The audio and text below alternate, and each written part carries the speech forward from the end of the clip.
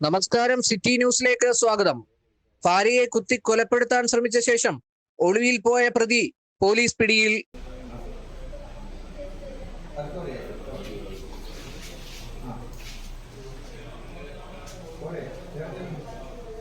Kulathupuzha 2-ാം mile വയലിറക്കത്ത് വീട്ടിൽ 25 വയസ്സുള്ള ശാലിനിയാണ് ഭർത്താവ് വർക്കല താഴെ വെട്ടൂർ പാളവില വീട്ടിൽ 35 വയസ്സുള്ള ഇസ്മയിൽ നെഞ്ചിലും കൈയിലും കുത്തി പരിക്കേൽപ്പിച്ചത്.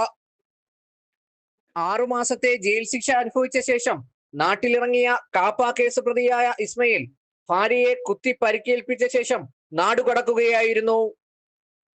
തമിഴ്നാട്ടിലും ആലുവയിലും കഴിഞ്ഞ പ്രതിയെ ശാസ്ത്രീയ തെളിവുകളുടെ അടിസ്ഥാനത്തിൽ മൊബൈൽ ടവർ ലൊക്കേറ്റ് ചെയ്താണ് കൊല്ലം റൂറൽ എസ്.പിയുടെ നിർദ്ദേശപ്രകാരം പുനലൂർ ഡിവൈഎസ്പി പ്രദീപ് കുമാറിന്റെ നേതൃത്വത്തിൽ കുളത്തൂപ്പുഴ CI അനീഷ, SI പ്രമോദ, CPOമാരായ സുജിത്ത്, അനീഷ്, സുബിൻ സജി എന്നിവയുടെ നേതൃത്വത്തിലുള്ള പോലീസ് സംഘം അതിസാഹസികമായി പ്രതിയെ പിടികൂടുകയായിരുന്നു. നടക്കാവ്, വർക്കല, കോഴിക്കോട് എന്നീ പോലീസ് സ്റ്റേഷനുകളിൽ കാപ്പ ഉൾപ്പെടെയുള്ള കേസുകളിൽ പ്രതിയാണ് ഇസ്മയിൽ. ഇസ്മയിലിനെ തെളിവെടുപ്പിന് ശേഷം കോടതിയിൽ ഹാജരാക്കി റിമാൻഡ് ചെയ്യും. City news, Kulathupuzha.